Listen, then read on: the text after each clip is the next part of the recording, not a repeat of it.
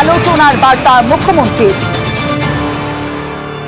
এই মুহূর্তে যে খবরের দিকে নজর রাখবো, ফের আলোচনার বার্তা মুখ্যমন্ত্রী মমতা বন্দ্যোপাধ্যায়ের। জুনিয়র ডাক্তারদের সঙ্গে আলোচনার বার্তা মুখ্যমন্ত্রী মমতা বন্দ্যোপাধ্যায়ের এবং আন্দোলনে অনড় জুনিয়র ডাক্তাররা শর্ত সাপেক্ষে আলোচনা চান জুনিয়র ডাক্তাররা। আরো একবার আপনাদের জানিয়ে রাখি যে ফের আলোচনার বার্তা মুখ্যমন্ত্রীর। জুনিয়র ডাক্তারদের সঙ্গে আলোচনার বার্তা, আন্দোলনে অনড় জুনিয়র ডাক্তাররা। সরাসরি চলে যাব, সোমরাজ বন্দ্যোপাধ্যায় রয়েছে আমার সঙ্গে, সোমরাজের সঙ্গে কথা বলবো। সোমরাজ, এই আবারও বার্তা দিলেন মুখ্যমন্ত্রী মমতা বন্দ্যোপাধ্যায়, যে আলোচনার বার্তা দিলেন, বলা যায় যে এখনো নরম মমতা বন্দ্যোপাধ্যায়।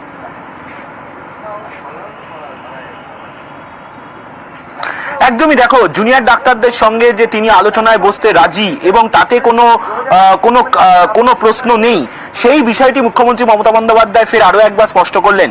আজকে তুমি জানো যে বিকেল 4:30 থেকে নবান্ন সভাঘরে শিল্প সংক্রান্ত একটি বৈঠক ছিল, যেই বৈঠকে রাজ্য প্রশাসনের শীর্ষ আধিকারিকদের পাশাপাশি বিভিন্ন বণিক সভার প্রতিনিধিরাও ছিলেন। সেই বৈঠকেই জুনিয়র ডাক্তারদের আন্দোলন প্রসঙ্গ মুখ্যমন্ত্রীর বক্তব্যে উঠে আসে এবং যেটা নবান্ন সূত্রে জানা যাচ্ছে, সেই সময় মুখ্যমন্ত্রী বলেন যে কেন ওরা এত জেদ করছে, ওরা যা বলবে সবই কি মানতে হবে? আমি তো ওদের জন্য সবসময় সময় দিতে রাজি, সুপ্রিম কোর্টের অর্ডারকে সবাইকে মানতে হবে। এবং তখনই মুখ্য সচিবকে বলেন তিনি উদ্দেশ্য করে যে ওদেরকে আরো একবার বোঝাও, অর্থাৎ জুনিয়র ডাক্তারদের যাতে আরো একবার বোঝানো হয়, সেই বার্তাই মুখ্যমন্ত্রী মমতা বন্দ্যোপাধ্যায় মুখ্য সচিবকে দেন। পাশাপাশি মুখ্যমন্ত্রী এটাও বলেন, যেটা নবান্ন সূত্রে জানা যাচ্ছে, যে গণতান্ত্রিকভাবে নির্বাচিত হয়ে আসা সরকারকে কেউ বলতে পারে না কে থাকবে আর কে থাকবে না। আলোচনার পরিসরে কোনোদিন কোনো শর্তও থাকতে পারে না। এই বক্তব্য জুনিয়র ডাক্তারদের আন্দোলন প্রসঙ্গের সম্পর্কে আলোচনা করতে গিয়ে বলেন আজকে শিল্প বৈঠকে মুখ্যমন্ত্রী মমতা বন্দ্যোপাধ্যায় বলেই নবান্ন সূত্রে জানা যাচ্ছে। অর্থাৎ তিনি যে জুনিয়র ডাক্তারদের সঙ্গে এখনো আলোচনায় আগ্রহী বা রাজ্য প্রশাসনের শীর্ষস্তরের আধিকারিকরা এখনো চায় তাদের সঙ্গে আলোচনা, সেই বার্তাই আজকে যেখানে বিভিন্ন বণিক সভার প্রতিনিধিরা ছিলেন, যেখানে কয়েকজন শিল্পপতি ছিলেন, যেখানে রাজ্য প্রশাসনের একাধিক আধিকারিকরা ছিলেন, মন্ত্রীরা ছিলেন, তাদের সামনে মুখ্যমন্ত্রী মমতা বন্দ্যোপাধ্যায় এই কথা বলেন বলে আমরা সূত্র মারফত জানতে পারছি।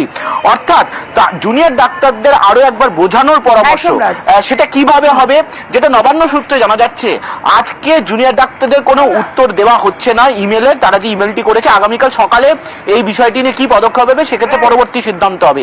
কিন্তু মুখ্যমন্ত্রী মমতা বন্দ্যোপাধ্যায় যে এখনো তাদের জন্য আলোচনার রাস্তা খোলা রেখেছেন, সেই বার্তাই এদিন শিল্প বৈঠকে দেন মুখ্যমন্ত্রী মমতা বন্দ্যোপাধ্যায় বলেই আমরা নবান্ন সূত্রে জানতে পারছি।